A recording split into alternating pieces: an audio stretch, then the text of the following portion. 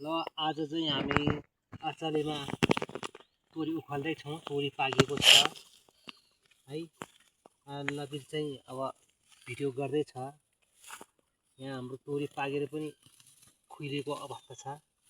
खुइरेर अलिअलि झर्न थाल्यो। सब्जी झरेको पनि छ। मम्मी चाहिँ उतापट्टि तोरी उखाल्दैछ।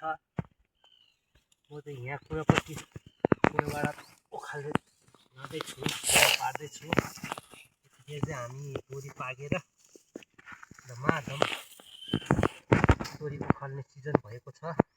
आज मौसम पनि अलिक सफा छ, पानी परेको छैन। आज त्यहीको अवसर पारेर हामी चाहिँ तोरी उखाल्दैछु। ओके, यो भिडियो चाहिँ अन्तिमसम्म हेरिदिनु होला, हामीलाई माया गरिदिनु होला। ओके, यहाँतिर पाके पनि कोही त झरिरहेको छ तोरी पनि। कुनै त तोरी बढी पाकेर पनि खुइरेर पनि झर्न थालेछ। आजको मौसम ठिकै छ। हिजो अस्ति पानी परिरहेको थियो, आज चाहिँ पानी देख्दै त छ नि।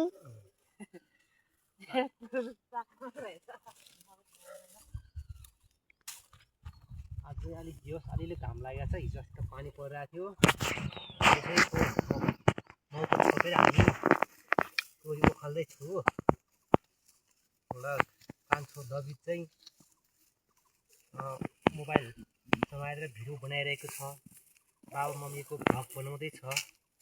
यतिखेर चाहिँ हामी खेतमा काम गर्दैछौँ। तपाईँको मोबाइल चाहिँ तलपट्टि हेऱ्यो, मोपट्टि हेर्नु पर्यो।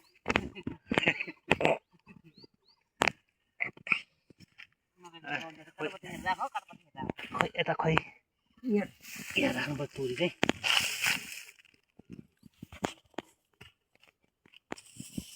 कति गर्मी भइरहेछ तपाईँलाई लबिर? अहिले हावा चल्न थालेछ नि त। एकछिन चाहिँ अघि घाम चर्किएको थियो, त्यो घाम पनि अहिले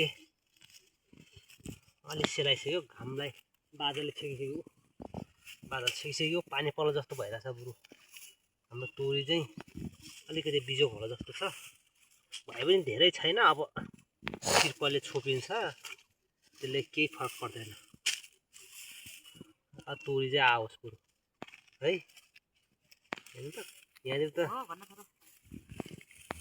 फेरि टिप्दैखेरि त केही देख्दैन। फेरि एकछिनपछि त यो झरे जस्तो देख्छ त के हो यो? फेरि सुकेको पनि त्यति छैन।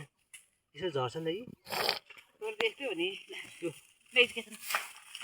यो बिउ छोड्यो भन्दा बढी झर्छ रहेछ कुनै ठाउँमा। कति धेरै झरे कुनै ठाउँमा।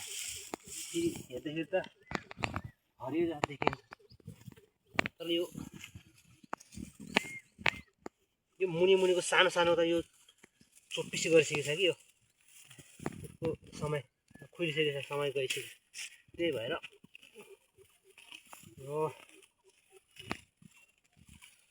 झरेको छ भुइँमा। यो झरिन्छ त्यही त्यो चराचुरुङ्गीलाई ढुकुर आएर चाहिँ ढुकुरलाई हुन्छ। अहिले चाहिँ त्यो प्रिभी चाहिँ जाँदो रहेछ नि त। प्रिभी कहाँ झार्यो अहिले त? त्यो अहिले आयो भने त्यसले त यो त भसक्क नआउँछ त। त्यो गएछ बरु बथा नै अस्ति जति एकै हुल आयो भने त्यसले त सिलाइदिन्छ सबै। खान्छ सबै खान्छ नि। त्यसले त बालामा समाएर मुखले टक्काइदिन्छ। फेरि त्यति धेरै बथाना आउँछ त्यसले त।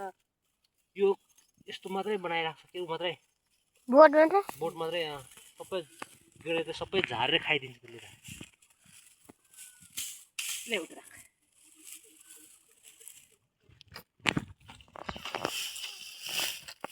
तपाईँ क्यामेराम्यान अलिकति क्यामेरा काम सक्छौँ भने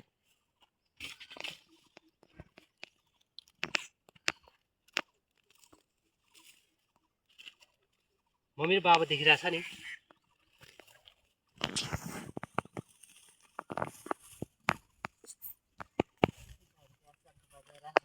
त्यहाँ गाईले फेरि घाँस ल्याउ पनि भनिरहेछ। अब घाँस तपाईँले घाँस कतिको काटिराख्यो अघि? एक बम काट्यो, एक अङ्गालो। काट्यो कि उखालेर मैले काटेर राखेछ भयो भैँसे छ नि भैँसे छ तर तपाईँले उखाल्नुहुन्छ उखालिनु हुन्छ उखालेर जरा जति काटेर राख्ने अनि त्यसको काँडा ढुकाएको मुन्टायो मुन्टो मात्रै थियो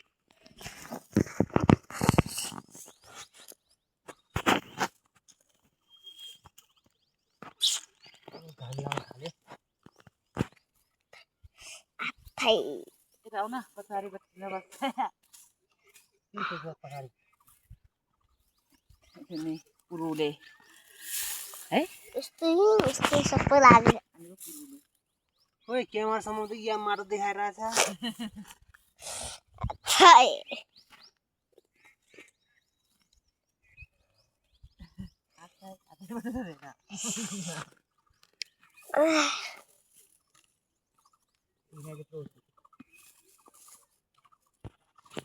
तलदेखि देखाइदियो तोरीहरू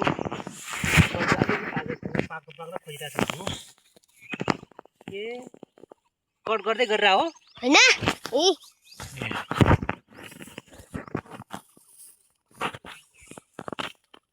अहिले चाहिँ घाँसै बढी भएछ तोरी भन्दा तल गएर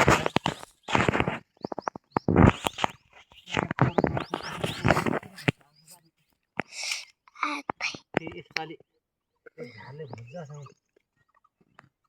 झार त हराउँदैन पो यो त यो घाँस त चिपिरी नगरिकन उबर भन्दा त्यो त अर्को चाहिँ हराएछ रातो चाहिँ हराएछ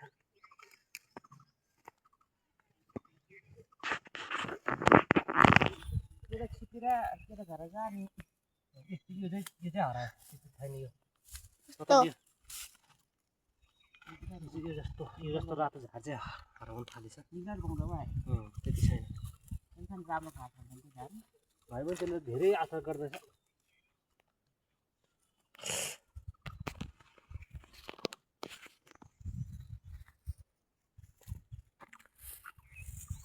पुऱ्याइदेऊ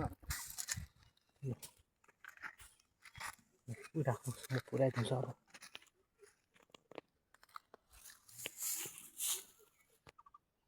यो चाहिँ यो जम्मा पारेको ठाउँ हो यो खलामा जम्मा पारेर राखेको छ अब यसलाई एकछिनपछि मिलाएर राख्नु पर्ला यो बाला जति चाहिँ एक ठाउँ पारेर त्यसको झार जति त्यसको जरा जति बाहिर बनाएर घुमाएर टट्टाएर राख्नु पर्ला एकछिनपछि अहिले भट्टाबाट ओसार्दैछौँ हामी